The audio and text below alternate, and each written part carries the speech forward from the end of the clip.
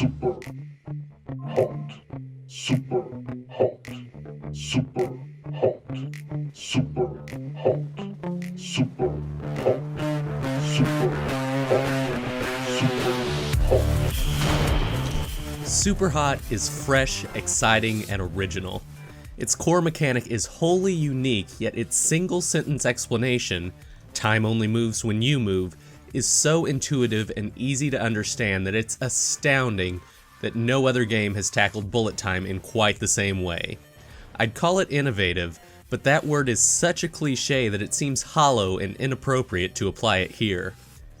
Each level puts you in the center of a mostly unexplained Hollywood action scene. You're in a bar as the bartender pulls a shotgun from behind the counter, in an elevator as men pull pistols on you, in the parking lot as a car tries to run you down. Time moves at a fractional pace as you stand still, quickening in analog degrees as you start to move. You can zigzag between incoming bullets. Enemies appear in set intervals at set locations, and every environment has a very particular supply of potential weapons. While Superhot is a first-person game in which you can wield guns, it's not a shooter so much as it is a puzzle game. Every possible action has benefits and consequences. Reaching down to pick up an object will advance time for a second, and during that interval the room could fill with bullets. Firing a pistol is how you'll take down most enemies, but the half second of recoil means that you need to know where you're going to move immediately after taking the shot. Advancing toward a gunman puts you in ever more danger, but it's the only way to disarm him. It takes 3 punches to kill an enemy, which takes up an eternity in this slow-motion world, but a single punch will disarm him, sending the weapon flying into the air. Punch, grab the pistol, and boom, headshot.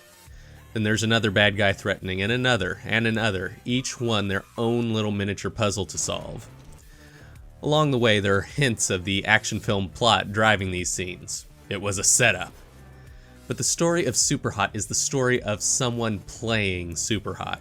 Literally. The game opens with a chat room where a friend sends you a file called superhot.exe. The narrative that threads the levels together is a bizarre, very meta tone piece. I don't want to speak on particulars as that's part of the fun, so I'll just say that I enjoyed it a great deal and that it consistently subverted the hackneyed plot of other fourth wall breaking games. As you may have heard, however, that story is only 2 hours long. It's a wonderful, exciting, original 2 hours, but there's no denying that it's a short experience. Superhot is filled with bonus features, from ASCII screensavers to a shockingly entertaining mini-game starring a lumberjack called Tree Dude. Additionally, after completing the story, tons of endless and challenge modes unlock. The game encourages a lot of replay and does a solid job at it. The nature of the enemies and your abilities means that Endless Mode is essentially a series of procedurally generated puzzles, and challenges like speedrun modes and katana-only runs change the way you have to tackle the levels. After every level, you can see a replay of your run in real time, which you can quickly select a clip from and send to the terrifically named website Killstagram.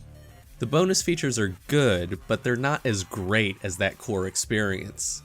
The tremendous variety of levels in the story and the quick cuts between them mean that you're constantly having to completely shift your thinking to tackle new problems. And again, this not just good but excellent part of the game is shorter than most movies. I dislike talking about price in review because the cost of games is constantly shifting, and any given amount of money means vastly different things to different people. Superhot released at $25, and that's nearly double what we usually expect a 2-hour game experience to cost. And to be clear, this review isn't based on a publisher-provided review copy. I spent $25 on it, played it for fun, and then decided to write this. I'm confident in saying that Superhot is absolutely worth spending 2 hours on, and in fact is among the best 2 hours any game can provide right now. Whether or not it's worth $25 is a matter of how much you value your time versus your money. I absolutely unequivocally recommend playing Superhot, though for me, the quality of a game always trumps the length of a game. But if you're in a position where you find it tough to justify $25 on 2 hours of entertainment, you'll probably want to wait. Price and player expectations do matter, and that's forcing me to temper my praise just a bit. Superhot is a truly excellent game with excellent original mechanics and a core experience that is constantly doing exciting things without wasting a second of your time. If price weren't a factor, it would easily get a 9 or even higher. But for now, Superhot is an 8 out of 10.